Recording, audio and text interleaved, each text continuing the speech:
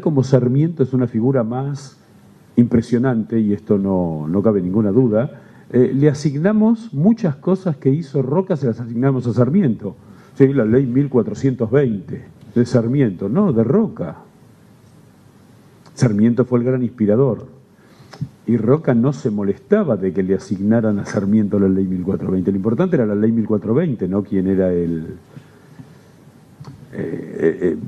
Roca nunca propuso ni el sarmientismo, ni el roquismo, ni el pelegrinismo, porque no cabía esa idea populista de que lo importante era el hombre sobre la idea política. Lo importante eran las ideas.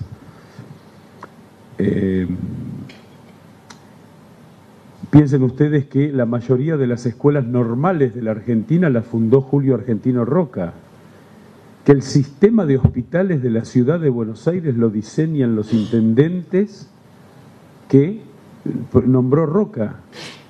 Los hospitales que tenemos hoy, Roca inaugura pabellones del Pirovano que hoy se usan, inaugura pabellones del Ramos Mejía, que era el hospital de la Merced, el San Roque, perdón.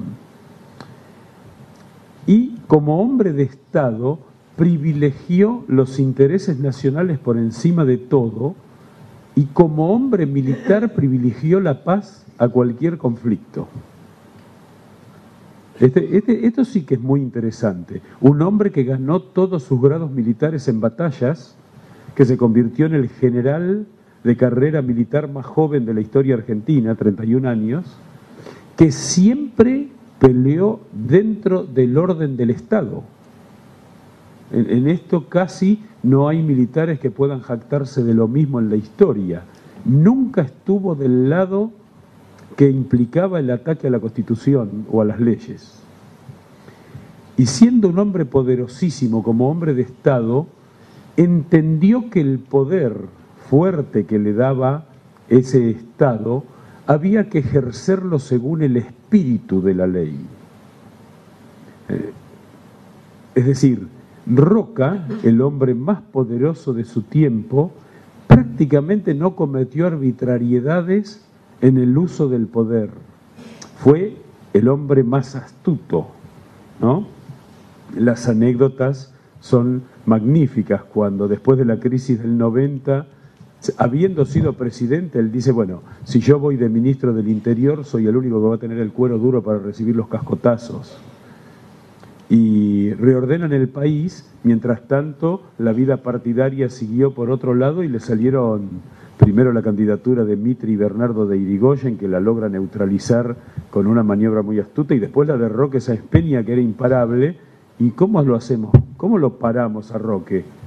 Y hay que hacerlo candidato al padre. Y lo convenció, en una carta dice, Roca, nunca me sentí más mentiroso que el día que lo convencí a Sáenz Peña que sea presidente, diciéndole que era el hombre del momento. Bueno, después, pero logró su objetivo político con mucha astucia.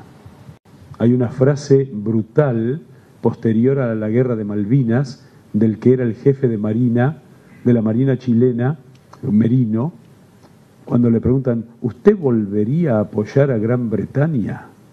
No le quepa duda. Imagínese si ganaban los argentinos lo que quedaba de nosotros.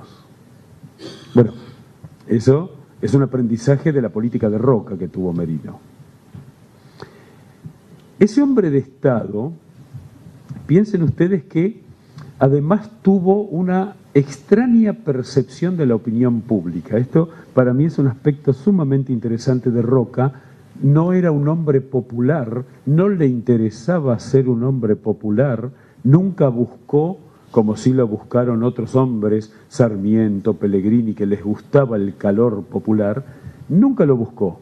Pero no hay actos de Roca que contradigan a la opinión pública. La famosa anécdota de la deuda pública, en la que Mitre dice, mire Roca, cuando todos se equivocan, todos tienen razón.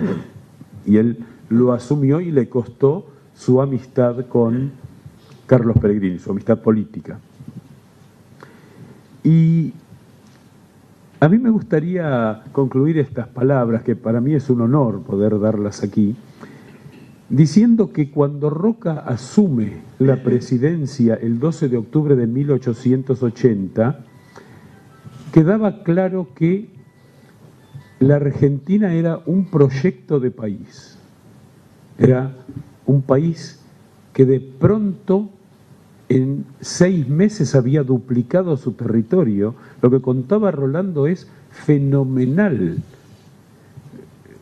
La campaña al desierto, o campaña del desierto, y la conquista del Chaco, de la que se habla nada, implicaron que la Argentina duplicara su territorio continental en 1 año y medio.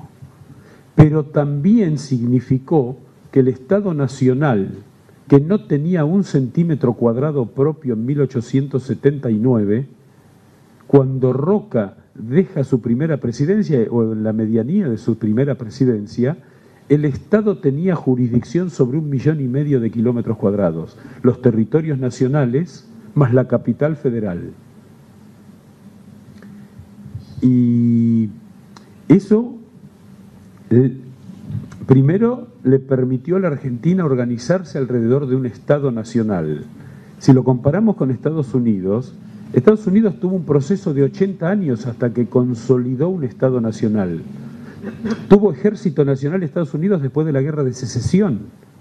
Es decir, que pasaron 80 años sin tener instrumentos de un Estado nacional. Bueno, eso lo consigue Roca en la Argentina. Piensen ustedes, hay una comparación económica importante.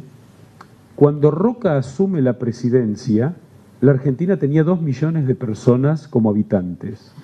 Cuando deja la segunda presidencia, 24 años después, la Argentina tenía 8 millones de habitantes. No hay ningún otro ejemplo en la historia de la humanidad de un país, de una comunidad nacional que haya cuadruplicado en 1/4 de siglo su población. Cuadruplicado su población. Para establecer una comparación, es como si hoy la Argentina, que en el año 78 tenía 25 millones de habitantes, hoy tuviera 120. Es lo mismo. Eso lo logró Roca. Y en el terreno económico, Roca, con una visión estratégica extraordinaria, ubica a la Argentina en el mejor lugar que podía ubicarse en el concierto de las naciones del mundo. Y cuando Roca asume, vamos a hablar de porcentajes, si la economía argentina eran 100 millones de libras, cuando Roca deja la presidencia 24 años después, la economía argentina eran 10.000 millones de libras, es decir, el 10.000% creció el Producto Bruto en 25 años. Y la idea de Roca fue que la gente viva en un país normal. La Argentina, siendo un país normal, es el mejor país del mundo para vivir. Ese fue el presupuesto.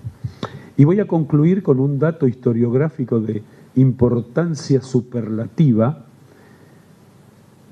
Yo voy a hacer la aclaración previamente, yo soy socio del Racing Club de Avellaneda y fanático. Y el general Roca era el socio número 199 del Racing Club. Así que, entre todas las virtudes que tenía el general Roca, esta ya lo pone en el Olimpo de las figuras históricas argentinas. En el libro de asociados del Racing Club número 1, Roca Julio Argentino, de profesión presidente. Así que bueno, muchísimas gracias.